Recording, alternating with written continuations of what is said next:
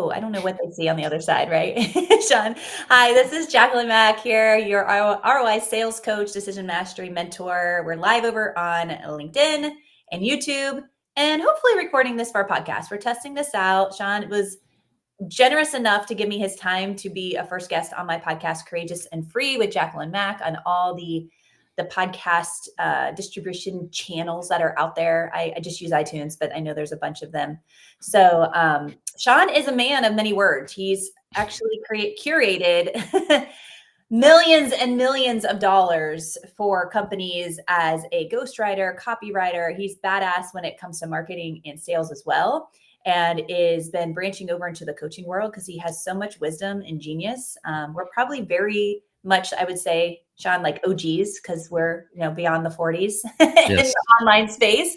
So you're going to get a lot of good real life thoughts, wisdom drops, because when it comes to October, everybody's like, do I throw in the towel? Do I push hard to end the year strong? What do I do? And I love this conversation of just building momentum, allowing it to be easy, fun, and pressure-free, believe it or not. And I believe through his words of wisdom and my insight as well, we're going to have a really impactful conversation today. So without further ado, Sean, is there anything you'd like to open with, or anything just even off topic that you would love to share on this Friday? I don't think so. I'm excited to be on here. We haven't talked in a while, so that we'll kind of both catch up and hopefully give some good content to the listeners. I always love like podcasts with friends who have a little history together. We work together at a company. I guess we'll just remain nameless. And so yeah, it's good to be back in your world, back in your orbit. I do have a few notes. So, but we talked right before the show. Whichever direction, I think that's what makes a fun podcast when you have a guest is, and I've hosted, I think we're up to 372 episodes of my other podcast, Persuasion by the Pint, where we talk about sales and marketing and persuasion and, neuroscience and just wherever we want to go in that realm while drinking craft beer. So that's, persuasionbythepint.com. If you ever want to check that one out, I'll throw a little plug in there for that one. Please do. And yes, and if and when the other nameless company wants to sponsor one of these episodes, we will plug you too. There you go.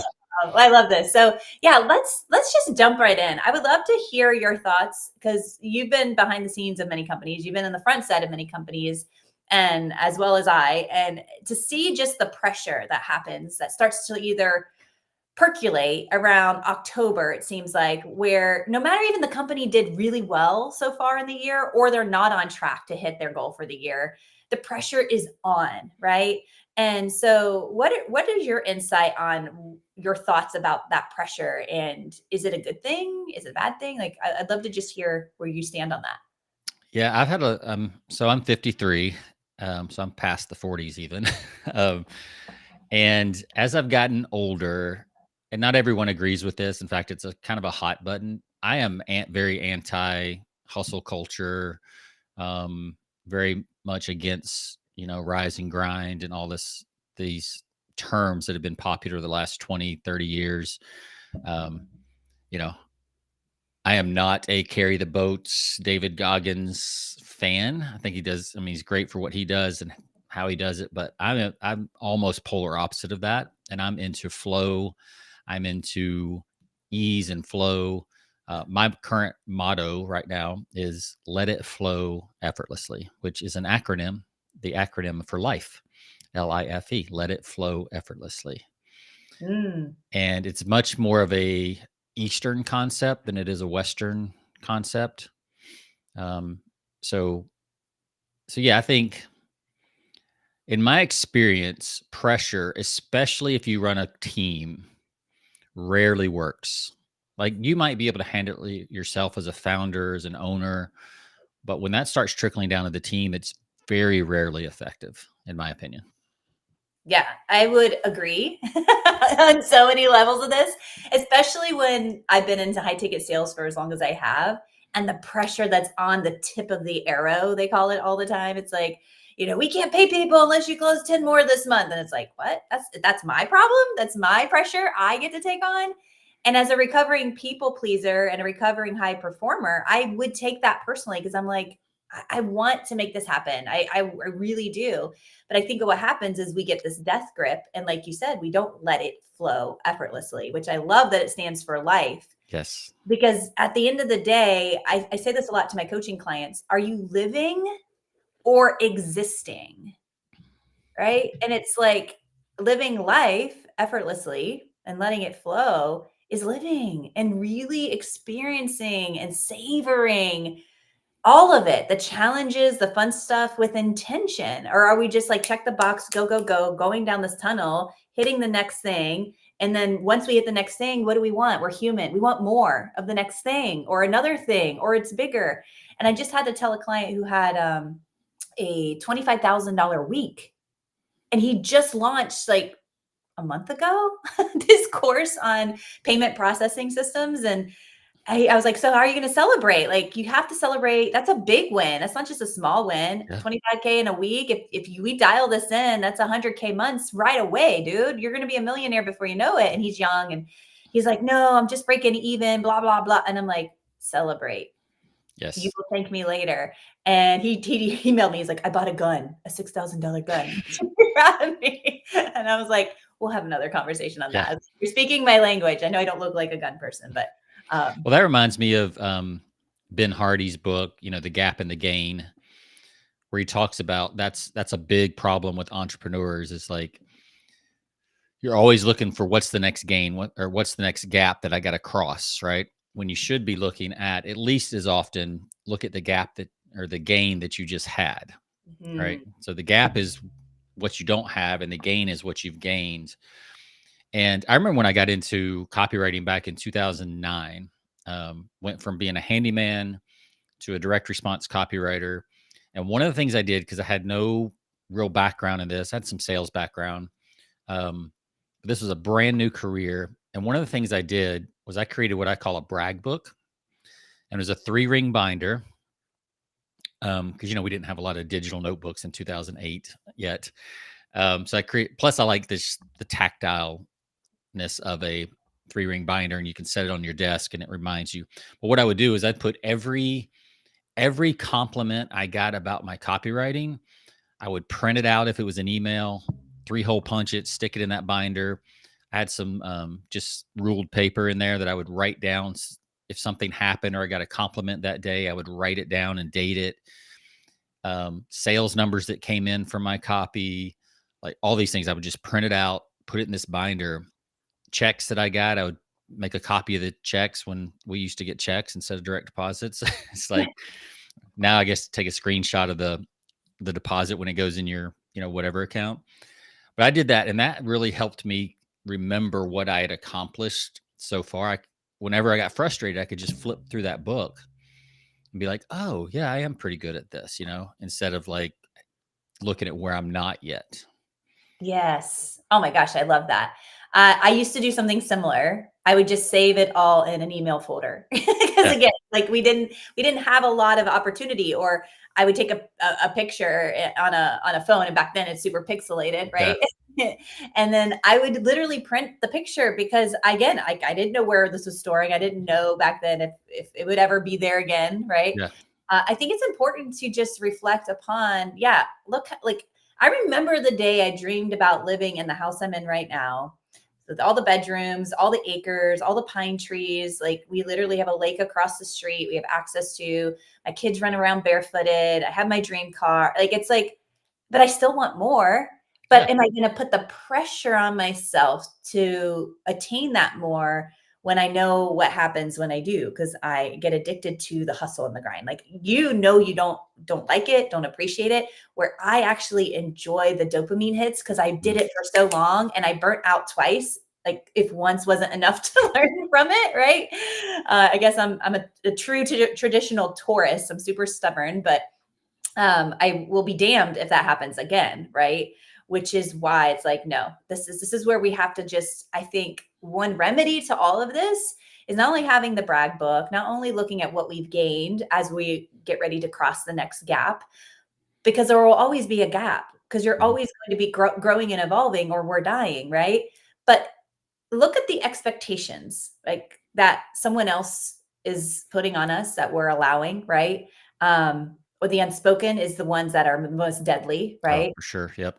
And then the expectations we put on ourselves. So like there's multiple compartments, if you want to call it, of like, here's the expectations from my spouse, here's the expectations from my business partners, here's the expectations from my clients, here's the expectations from my friends, my volunteer work, my kids, like there's my dog, like here's all these expectations, some spoken, some not. And then there's all these other ones that I put on myself. And it's like, wow, that's a lot. Yeah. And then we throw in the 60,000 decisions we make a day, right? So it's like, no wonder people are burning out. No wonder people aren't allowing fulfillment, creating fulfillment in their business life and personal life, right? Yeah, I think this is a good topic because I know with my coaching clients that they kind of get hung up on this and they push back a lot on this, which I love because that means we're getting into something that's needs to be pushed back on. So I like to say expectations kill flow. But people are like, well, if you don't have expectations, then your team's not going to perform. And here's the difference that a coach told me one time. So there's expectations, or a better word would be goals or outcomes than expectations. So the expectations, let's say you give your team a goal or an outcome that you want to achieve by the end of the year. That's not the problem. Like, that's fine. Where you get messed up is if you have an expectation that they're going to deliver on that goal or outcome exactly the way you think they should.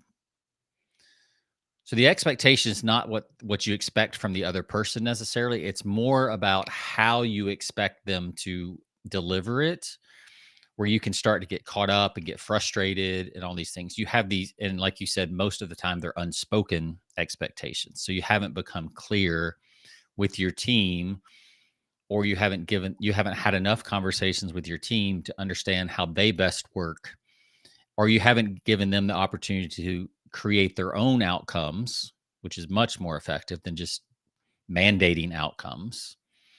Because if you can get somebody to buy in and take ownership of those outcomes, then the expectations are gone. We've agreed, like two adults, instead of an owner acting like a parent that says you're going to clean your room by dinner. You say, hey, I know you've been busy, tough day at school, your room's gotten to be a little bit of a mess. And I know some people are like, oh, you can't do this, you can't negotiate with, but again, there is a way to do this conversation and give some power back to your team. Mm-hmm. And it is a little different with kids, but when you get to teenage years, it's more like an employee. But you don't want a parent child relationship in work. You want adult relationship. Yeah.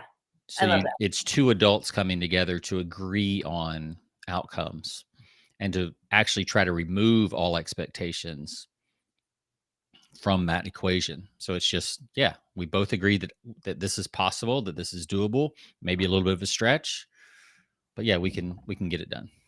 Yeah. And it goes back to just honoring your word, right? Honoring your word. I love the book, The Four Agreements. You probably know it Mm-hmm. very well. Honor Yep. your word, make no assumptions, take nothing personally.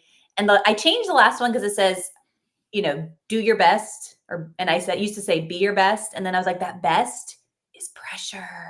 Why Yeah. do I have to be my best every day, all the time? No, just be a little bit better. Just a little bit better. Like, how can I have fun in being a little bit better as a mom today? How can I have fun being a little bit better on a podcast today? Like, when you hear better, like better is just like, oh, light. When you hear best, it's like, whew, at least Yeah. for me, that's the definition I have for that.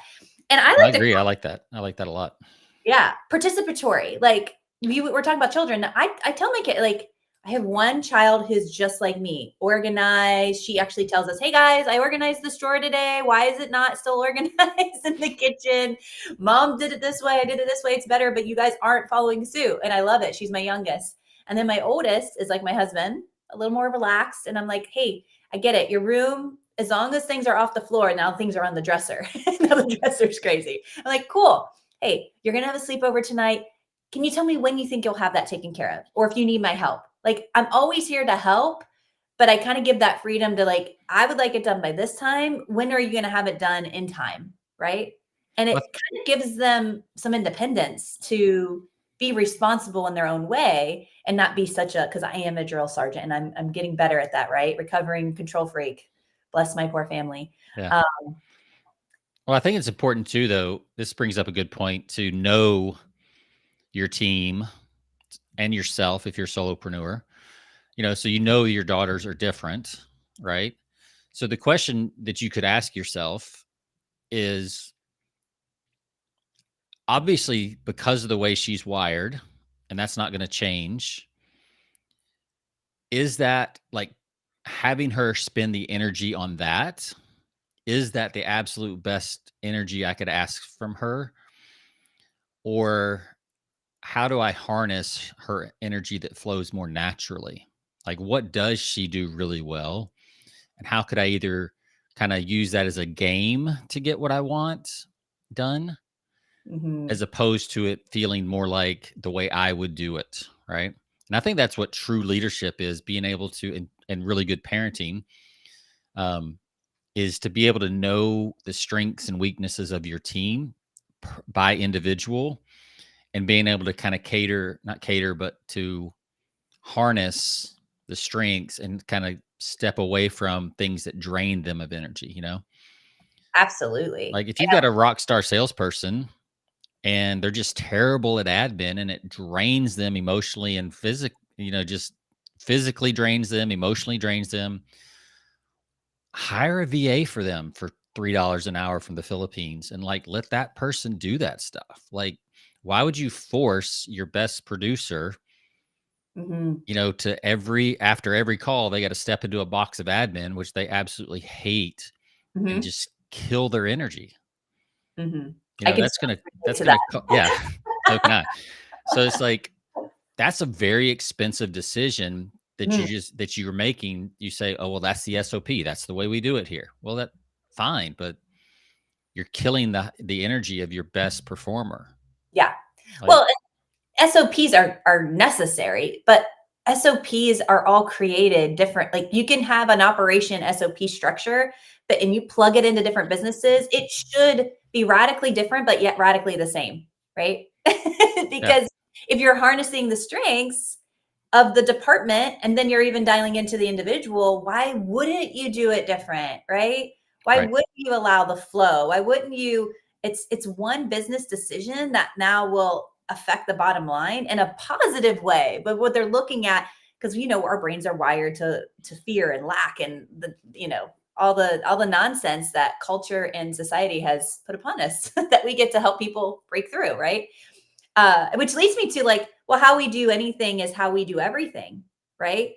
So if we are constantly putting pressure on ourselves, constantly having these crazy, ridiculous expectations, and my husband is really good finally at calling me out, and I'm like, where were you, 15 years ago? We've been together quite longer than that, and saying, where's this pressure coming from? This is something that's new. And I was like, me. He's like, nobody else is putting this on you. Nobody's asked you. You haven't like made a commitment to somebody about no, then stop. I'm like, yeah, this is what I help my clients with. And here I am not taking my own advice, right?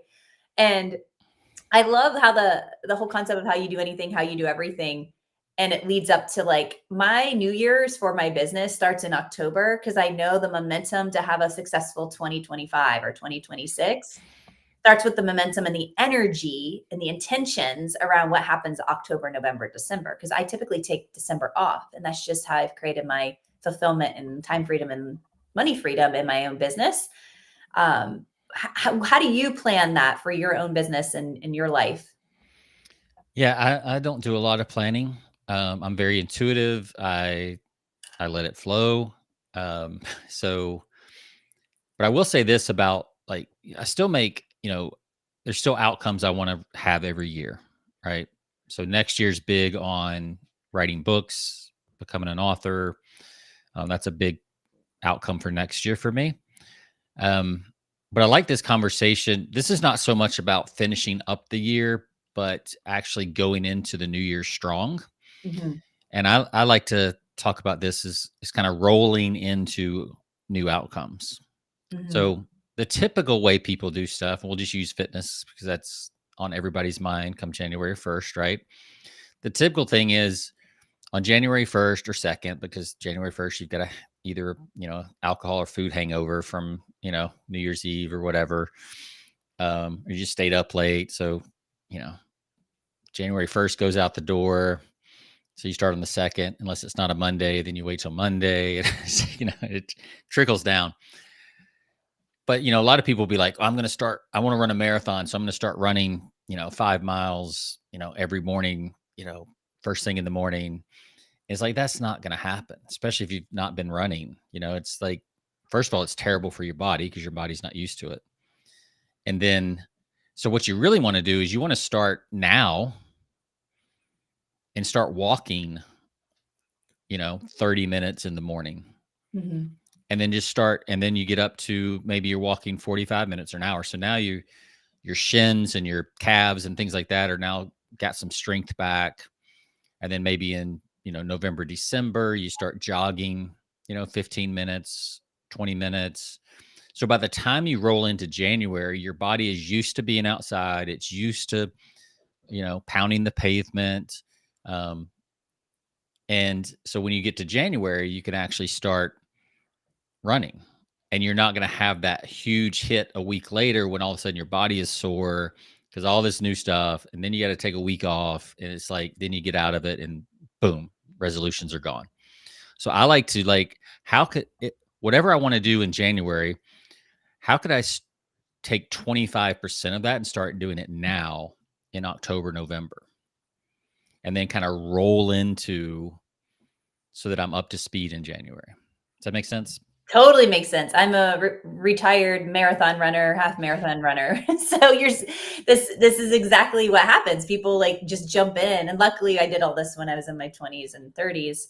And I saw older people trying to do the same thing, and injury happens right away. And we can take the same concept for business and this toxicity of the hustle and the grind. There's no gold star for hustling and grinding.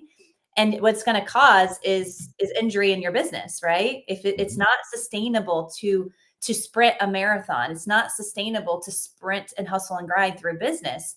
So if you want to be preventative, which is what you and I both love to talk about as well, right? Mentally, emotionally, spiritually, physically in our lives, then going back to how you do anything is how you do everything. And if you're sprinting all the time, that same energy is going to be required to sustain the goal that you sprinted to. It's like, or you're going to have to hire a bunch of other people to fill in the gaps, right? Of what you don't want to do because now you're burnt out. That's what happened to me. I'm like, wow. Yeah, you're going to have to take a month off.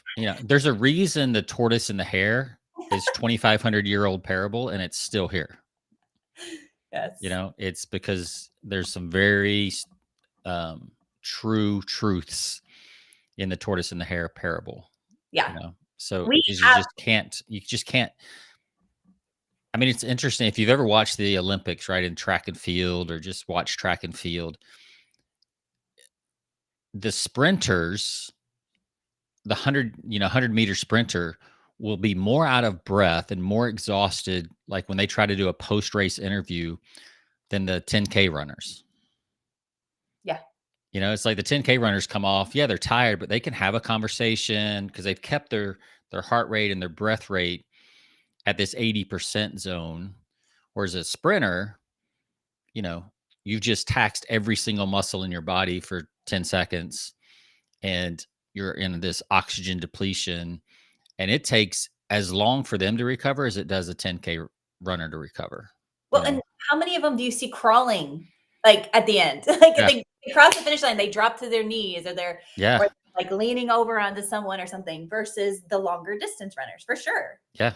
For sure. Yeah, because it's a different energy system to sprint than it is to maintain. I mean, as fast as the Olympic athletes run or the pros, to me, that would just be a sprint all the time. But I agree. That's totally a sprint. I don't even understand how that works, but they train for it, obviously, in some genetics and things like that. So I think you do need to know, how you're wired. I don't know, you're into human design a little bit, right? I love it. Yeah. Yeah. So I think that's important, like knowing how you're wired. Are you someone that has an engine that can just keep going and going and going, more so than maybe somebody else on the team or your spouse or whatever? You have to know yourself. You have to know your team, know who can push and who can't, and that kind of stuff. And it's never one size fits all when you're building a business or a team. Mhm. What is your human design? I'm a generator 6-2. I was gonna say, you have to be a generator. Yeah. I'm a manifesting generator. So it makes sense because I constantly have all these ideas. I can do multiple things at not at the exact same time, but very well and not skip a beat. But I have to be careful because again, that superpower or strength, if not oscillated like a heartbeat, go rest, go rest, go Yeah. rest, it will lead to burnout because I am resilient and like pushing through and I enjoy it. So then I'm getting dopamine hits at the same time, which is a total mind F, right? Yeah. But at the end of the day, I can now look back and be like, oh, where was this when I needed it? But Well, for me, it's I can work long periods of time, but it has to be stuff that I enjoy. That's the key for me as a true generator, is it has to be stuff that lights me up, excites me, finds interesting. So if I'm the salesperson that, like, if you make me do admin work, I'm gonna flame out in like 2 weeks. But if you take that off my plate and just let me, sell and talk to people, I'll be one of your top performers. Right. So I have to, and for myself as a solopreneur, I have to know that. And I'm like, okay, I need a VA to do this, or somebody else in my life that can do this, whether it's if we're staying in the human design world, projector that I can invite in to take care of my books and, admin stuff or whatever. So yeah, and this is work, and this is the type of work that leaders should be doing, mhm, like analyzing their teams, really figuring out, getting to know their teams. To me, that's, if you want to know how to finish the year strong and like really get into next year strong, do some of this work that we talk about in the coaching world. And I just actually came back from a day and a half seminar where we talked about all this stuff, room full of um, freelancers and solopreneurs.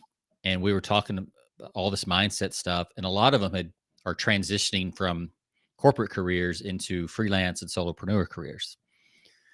So this is like all brand new to them, like, having to control their own time and all this stuff. So we went into a lot of this stuff, like the mindset stuff. And at first they were very resistant. It's like, no, just tell me how to get clients. That's all I need to know. It's like, yeah, but if you don't know who you are and how you work and what, lights you up and what stops you, you'll sabotage it. mhm. Oh, So 1,000%, 1,000%. And this is why selling mindset and selling our decision mastery coaching and like the real inner game coaching pieces is really hard to sell because mhm, people don't really necessarily want to do the work unless we hook it in with sex, money, and good looks, right? And yeah, I'm not selling sex and I'm not selling good looks because I'm getting older. So I'll stick with the money and go yeah, the high ticket sales spin. Like I do a bespoke coaching with that.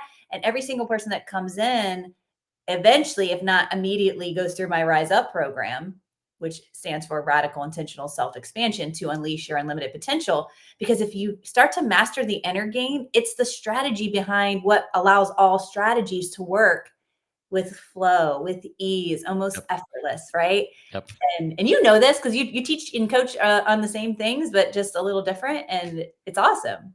yeah. I think we'll shift to this a little bit, but so one of the notes I had written down here was the best things in life aren't planned, but they do require you to be moving.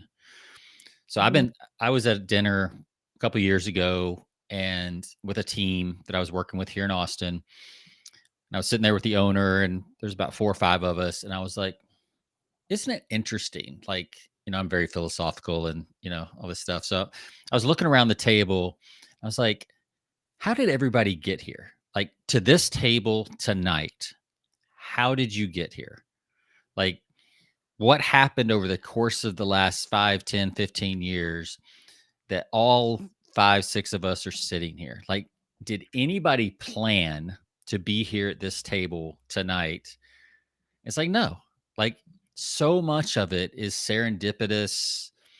This connection leads to this connection, leads to this. And, we went back and we're like, yeah, I knew this person and they introduced me to this person. And that's how I found out about, the owner.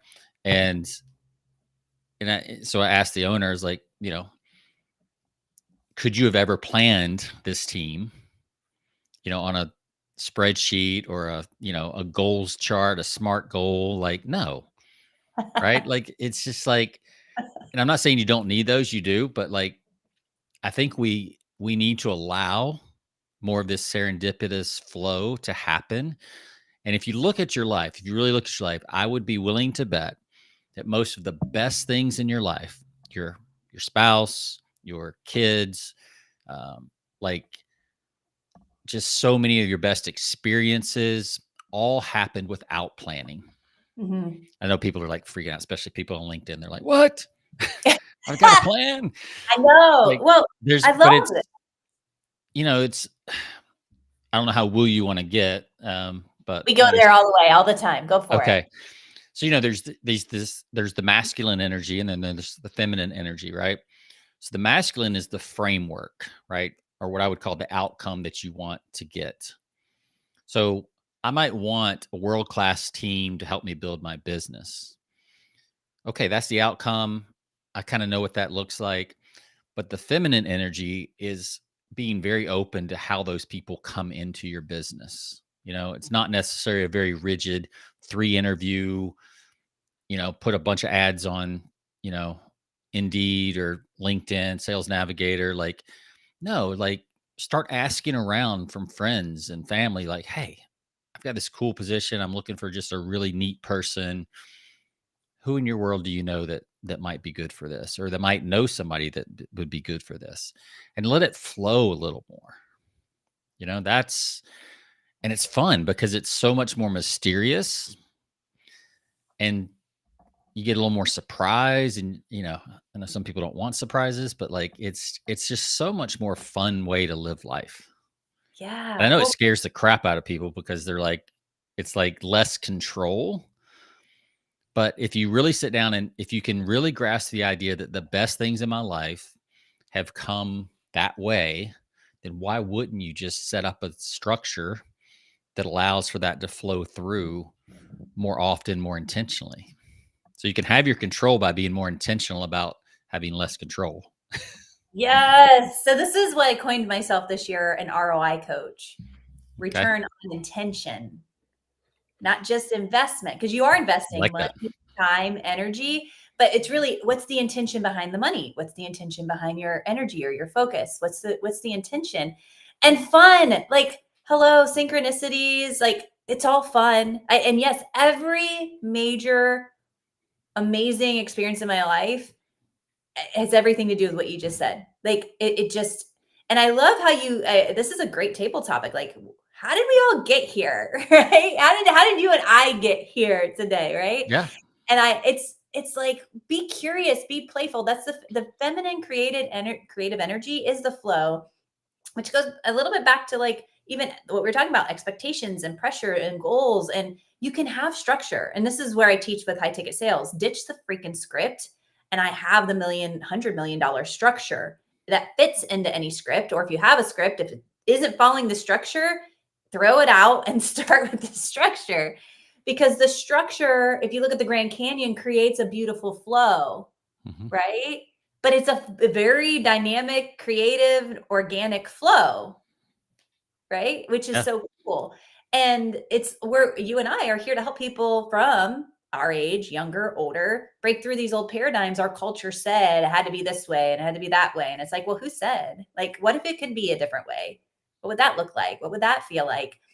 And then when we're setting these intentions, when we're set, in which I just did a whole talk to a whole local business about SMART goals. I was taught SMART goals. It's a great beginning piece of this, but instead I help people with monthly intention setting based on their end year goal. And it's like, we might even change your end year goal 2 months before the end of the year, we're 2 months into the beginning of the year, right? Because we're so tapped in, tuned into the monthly intentions. And then it's fun, it's light, and it's not like, ooh, I have to do this. And we release this death grip that we're probably blocking ourselves from that goal or something better because we're so focused and like Yeah, trying to. I agree. I coach the same thing. I coach outcomes, and then I use SMART goals to support the outcomes that we want. Which is it's very nuanced, but when you really sit down and look at it, draw it out on the whiteboard, it makes a lot more sense than just doing SMART goals. SMART goals are kind of dated. I mean, they're 40, 50-year-old concept, and they're much more, from a much more information data based, very skill set specific, physical skill set based society when it was created. Whereas now we're much more of a knowledge, thinking, ideas creating society and workplace. So some of the rigidness of SMART goals, I think it squashes creativity And flow. and the flow, and the pressure is because, time bound Yeah. automatically puts pressure on it. Right. So, there's a place, but it's more of a supporting structure than the structure, and you need something bigger wrapped around it, like outcomes or intentions, Yeah. to make it really, really powerful. There's a reason most people don't hit their goals using SMART goals, because it's not enough. It's a one, it's dated, and two, it's not complete. It's Newtonian, and Very everybody's talking about Newtonian versus Einstein time base. right. If you read the book or listen to The Big Leap, which I just listened to again last week, I love that book. Yeah.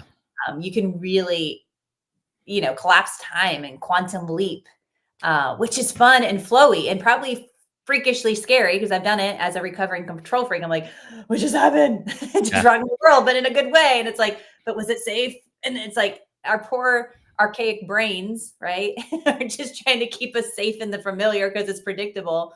But yes, we can still be safe and predictable with the things like touching a hot stove or driving a car, right? But when it comes to all the other things and desires that we have in life and experiences, it's like, let it loose, be in the more of the feminine flow and creativity and possibility and potentiality, because it's all limitless. Right. And the pressure limits it, right? Yeah. Another thing that came up, and I got this on my notes too, is the difference between, you'll like this one, Jackie. I think you'll like this. So this came up in the event I was at. So I wrote it down. So there's change, there's not changing, and then there's resisting what's already changed. Mm.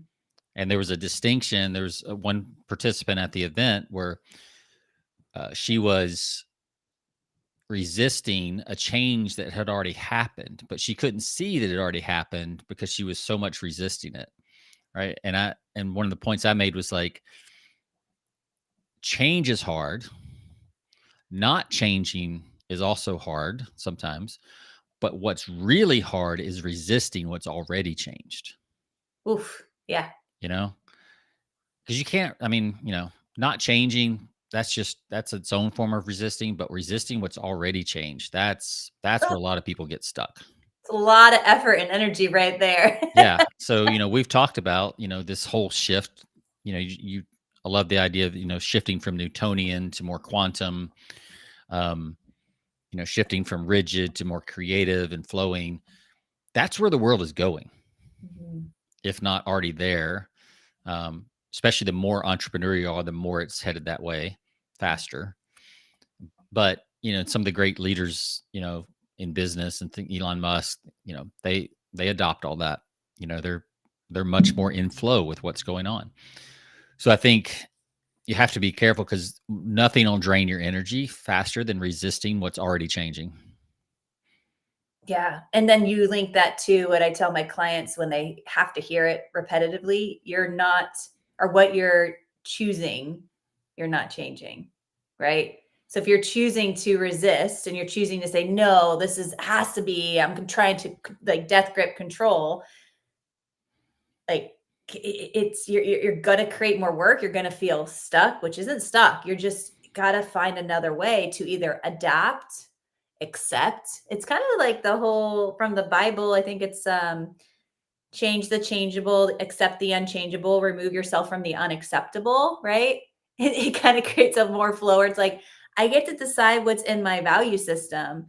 But when life and cultures and worlds are literally changing around us Mhm. and you're resisting it, you got to check yourself before you wreck yourself, right? Mhm. Because you're in this state of like, okay, this is the way it's going to be, but is it really okay? Like, are you just gonna be done?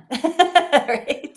Yeah, you just are set in your ways, and like, no, this is the way we've always done it. You hear that a lot, Mhm. and and I get it, it's comfortable, but the fact is change is happening faster and faster and faster. Like it just is. And as an old guy, like I could really like dig my feet in, like, no, I've always done it this way, and you know, AI is a great example, right? Like there's half I don't know what the percentage are, but in my world of like coming out of the world of copywriting and things like that, there's a group of writers who are like, no, absolutely not. Like I need the human element. Like it can't do this. And I'm like, well, first of all, you obviously haven't learned how to use it if you can't make it do, Mhm. what you've been doing. Um, so they're just resisting what is inevitable at this point, right? I Yes. mean, it's being baked into everything, right? It's kind of like the app culture. Like you could have fought the app culture, and just not used apps and like, no, I'm going to the website. I'm not going to use the app. I'm going to the website, or I'm going to look it up in the phone book or whatever. Like, if you're still that far back. Do they still print them? I don't think so. I haven't seen one in a long time, but that happened with the internet, right? It's like people were like, why would I get on a computer and like when I could just flip open the phone book, it's like, and that eventually faded out. And then the app culture came along. And it's like, why would I go to a website if I can just press a button, on the phone and it takes me straight to, the services. Like, yeah. So it's Why the do I go change to is going to happen. why do I go to the bank when I can deposit a check? Yeah. I Take a picture of a check. Yeah. And just I deposit it. I was just told I could wire up to $1 million from the app on my bank on my phone with Bank of Yeah. America, Let me put my account in the private chat here on right? the. Like I was nervous about sending money to Sweden to a guy that was helping me with some techie stuff. And I was like, I really hope this hits his account. Like, I don't know. Like, I'm waiting in the lobby at Bank of America and I'm like, let me just see if I can do this from my app. And I did before I could even get to tell her. I'm like, just curious, how much could I send? Like, because now this makes me nervous. Someone can just steal my fingerprint or my face and Yeah. like open my phone. And I'm like, wow. He's like, yeah, up to $1 million. I was like, wow. Wow. I did not know that. Yeah. So, I mean, you can either embrace it or deny it and live in your bubble in your cave. I want to call it. I have family members that are like this. Like I still have to help like book a flight and then print out the thing and they want to go to and I'm like, God bless you. But it's okay, right? And it's never to make someone feel right or wrong, good or bad. But if you're feeling resistance or pressure because you're resisting the change, maybe you just slow down and just be aware of what you're doing and either accept it or stop resisting it and focus somewhere else, right? Yeah. And ask yourself, why are you resisting it so much? Like, what's the fear behind that that's causing you to not want to adapt and not want to? Because most of these changes are pretty positive and they're more convenient. They're less stressful in a lot of cases, Efficient. more efficient. Yeah.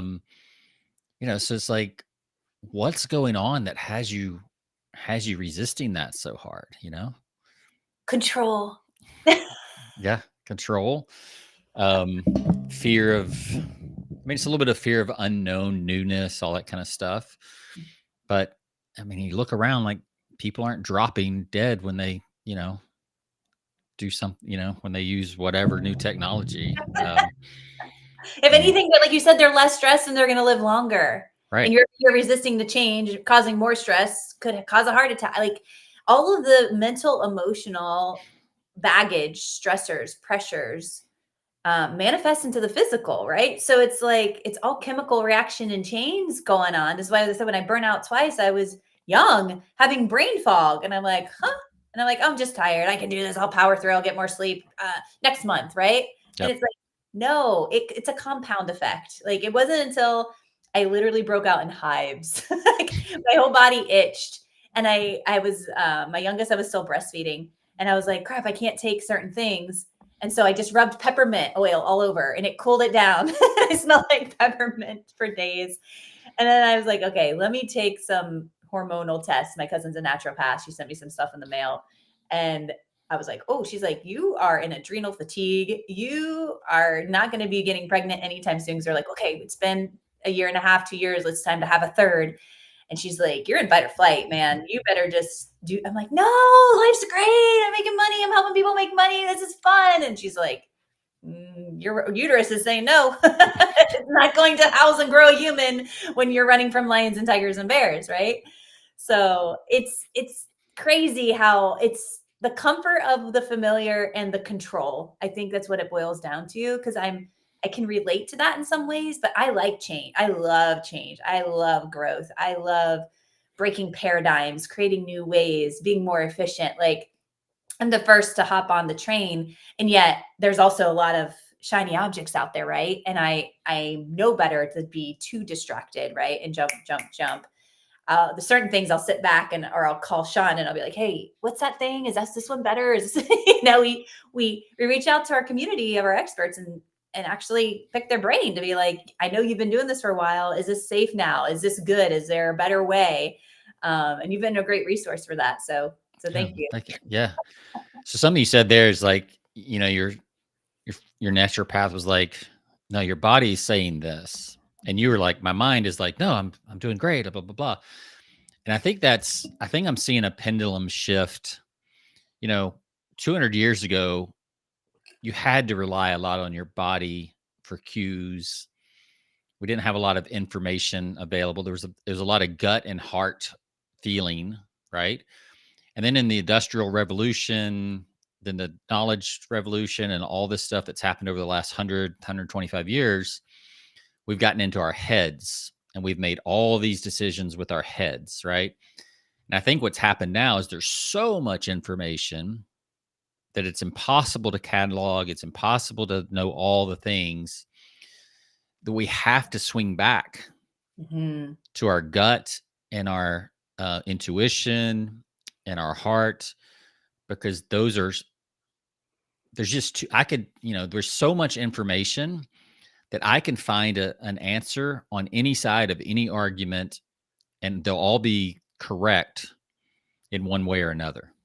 Yes. I So love you the word can't correct, not right or wrong. You notice you yeah, said correct. yeah.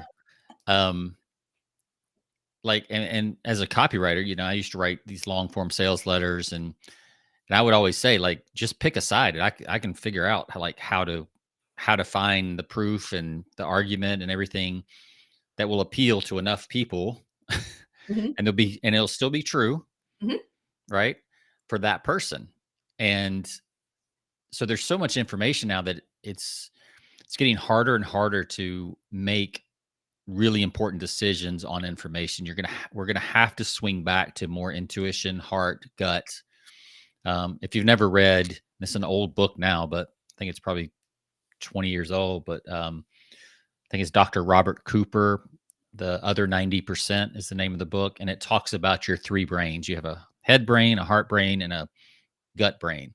Mhm. And like neurologically, this is not just like like folklore type part. Like literally, there are neurons that surround your heart that are decision making, tap into and connect with your brain. Same thing in your gut. And actually, the neurons in your gut, there's more in your gut than there's in your brain, and they're faster.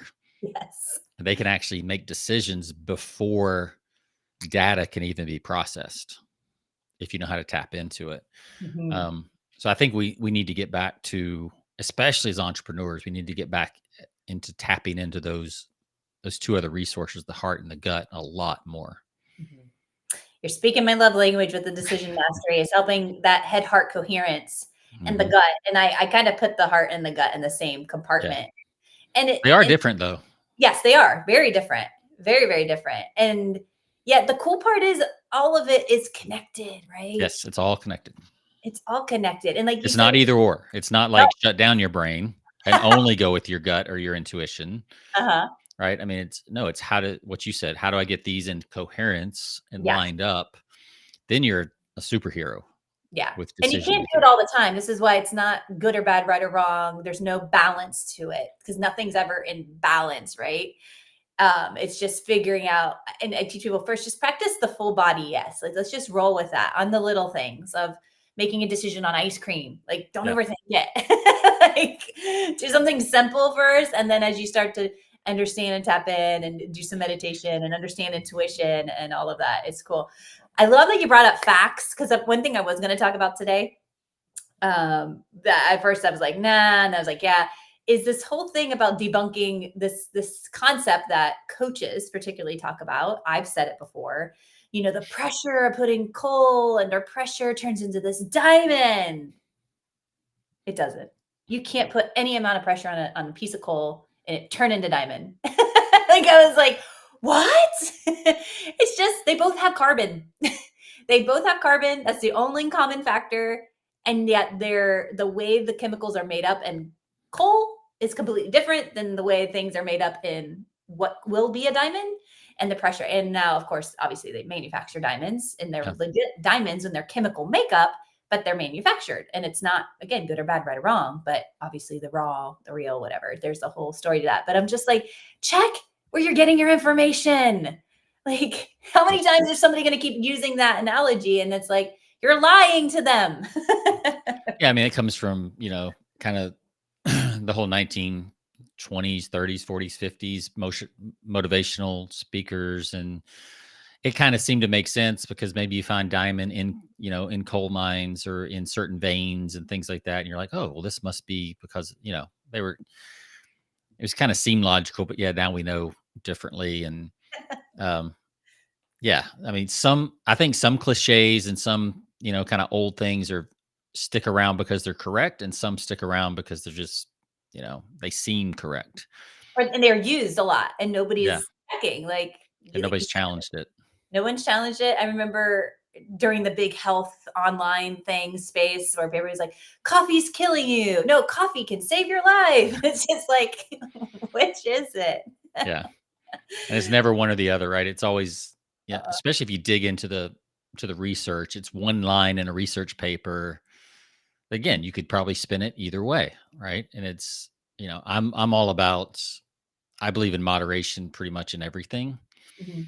Um, and I believe in both and a lot more than either or. Yes. I see most things as on a spectrum as opposed to two sides of a scale, Mhm. right? So love and hate is an emotional spectrum, a line, more than it is love on this side of the scale, hate on this side of the scale, and they're opposing forces. They're Mhm. not. I mean, chemically, energetically, emotionally in the body, love and hate are on the same spectrum. Mhm. Like there's a lot of similarities to it, right?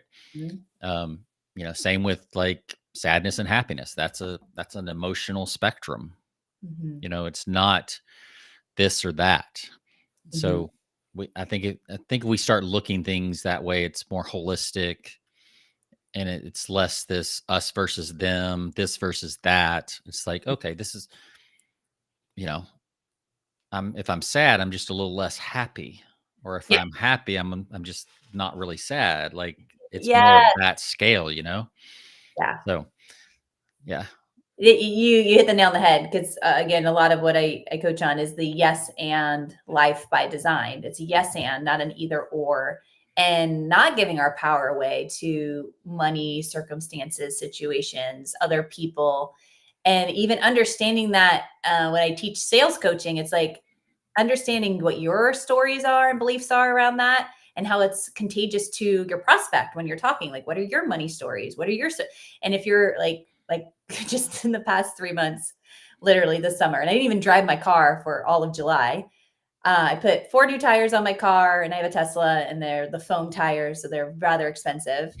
And I said, "Do I have to get foam tires because you can't plug those?" And I'm like, "Got a screw in the tire, replaced it less than a couple weeks after it. Ugh. Same tire, different screw, another screw in the tire." I'm like, "Okay, $2,000 later." And when I was bragging about all I'm gonna have to do for this car is change tires and eventually a battery and maybe the interior because it's gonna wear out because I plan on driving this thing forever, right?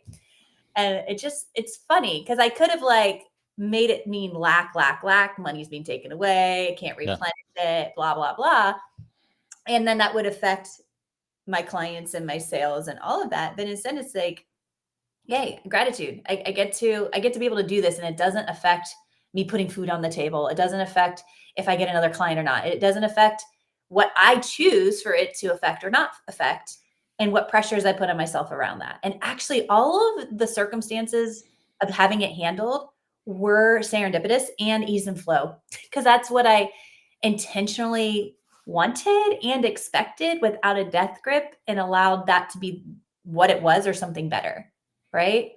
And then so it is. And so I let it go. And then I do what I have to do and it happens the way it happens and it all works out. And sometimes it doesn't. And then that's just how do we practice our responsibility in responding versus just reacting, right? Yeah, that's what I was gonna say is, what if you took that a step further? Like, and this is hard. This is not easy to do, and I know some people are gonna think, "Oh, this a little idealistic or Pollyanna or whatever words you want to use." Like, what if you get the screw in the tire, and instead of being like, "Oh, crap, there's another $1,000, whatever," like you're like, "Ooh, this is new. This doesn't happen every day. I wonder what this leads to. Like, I wonder like who I'm going to meet at the tire store, right? And if Mhm. I go to the tire store now and I'm like, and I'm open to like, this is different.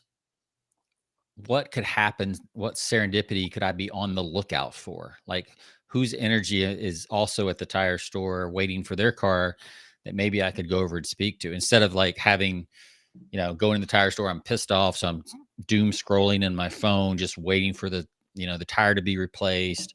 Now, what if I just said, this is interesting. This is new. This is different. It's going to open up. It's going to take me out of my normal routine. And that's when serendipity often happens, right? It's when you're out of your normal routine, right? So it's like, oh, who am I going to meet? Like, maybe there's a potential client there. Maybe there's a podcast guest there. Maybe I see somebody reading a book that sounds interesting or looks interesting to me. Like, All right. I got to stop you there because it's true. I didn't finish the story. oh, cool. The tow truck driver just moved down from New York and needs a realtor. I have my real estate license. So that $1,000 is going to turn into 20.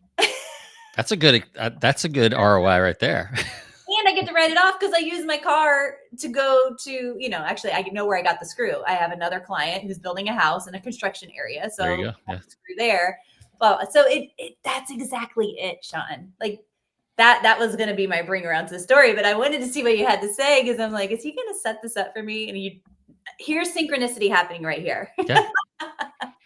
Because it's the mindset around the events. It's not the event itself. It's the mindset that also, not to get woo woo, but there's energetic laws around that too that are real, just like gravity existed before Newton discovered gravity, right? We Right. don't see gravity, but it's there. So are you working with the laws? Are you working against the laws?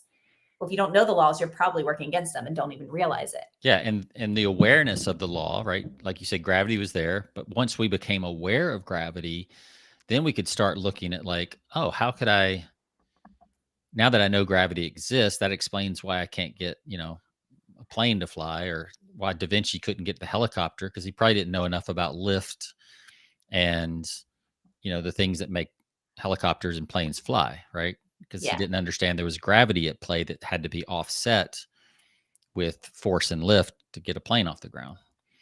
So like once you're aware of the laws, then you can understand how to operate in that world. Yep. And flow. Yep. And ease and momentum, no pressure, lots of fun and curiosity, creativity, and play. Yep. Oh my gosh. Wow, it's been an hour. Yeah, that flew by. That was awesome. Well, I mean, I don't know if you want to end on anything. I think we have a lot of juicy nuggets in here from just, I think it all boils down, first and foremost, be aware. Just start being aware of where the pressures are coming in your life, and who are you allowing to activate the pressure, right? Is it you? Is it self-induced? Is it other people? Is it unspoken expectations? Or, you know, it's going to be coming from all different sources and ways, but just start to be aware. Don't make it right or wrong, good or bad. And then where can you allow is the key here, flow, creativity, space. I call it space and grace at first for my people who are so hard-headed. I'm like, Yes. create some space and grace right now. Yes. I love that. Anything else you want to add? I don't think so. I mean, we've kind of been all over the place. There'll be a lot of good YouTube Shorts clips in here for Yeah. sure. Yeah, absolutely. Well, maybe I'll have to ask you how to do that because I There's just AI for that. Super easy. okay, cool. Yeah, just to let everybody else know as we wrap up here, I'm all about efficiency, right? So I'm like, I have my podcast. I want to go live on LinkedIn. I want to build my YouTube channel. I have no real structure or strategy to it. So I'm just letting it flow, right? As I get pinged in the DMs of all these people, your SEO sucks and you could be doing this better. I'm like, I know, I got you. But right now, my intention is just to get it out there and have it started. And by the way, without any strategy, I have views on my YouTube that in only a couple months, I think it's from 12 to like 50 to 99 on some of these things. Yeah. No strategy. And I'm just like, if and when I decide that it's a priority to do that, I will. But in the meantime, I'm okay with this. Yeah. Exactly. Awesome. Well, thank you. And as everybody knows, this was live. So if anybody does end up commenting anywhere in the comments on LinkedIn or YouTube, I will be sure to respond and or tag or bring Sean over, but specifically for him. And obviously, if you'd like to know more about what he does in his coaching, because he is amazing and you would be very, very lucky to get a spot with him, please feel free to reach out to him as well. Where would you like them to reach you, Sean? Probably LinkedIn is best. So just Sean McCool. I think it's LinkedIn. I think it's Sean P. McCool on LinkedIn. Okay. But the bald guy with the graying beard on LinkedIn, Sean McCool. Sean, oh, so McCool. That's what I go. Can I call you that, please? Yes. I love it. Own it. Have fun with it. All right. So for now, we'll send everybody off with so much love. Until next time, maybe we'll do this again live.